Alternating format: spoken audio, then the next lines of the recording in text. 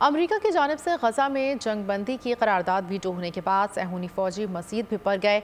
गजा में इसराइल ने बमों की बारिश कर दी। 24 घंटों में 600 के करीब फ़लस्तीनी शहीद हो गए। मजमूई तौर पर शहादतों की तादाद 18,000 के करीब जा पहुंची। 14 में 7,800 बच्चे और ख़वातीन भी शामिल हैं।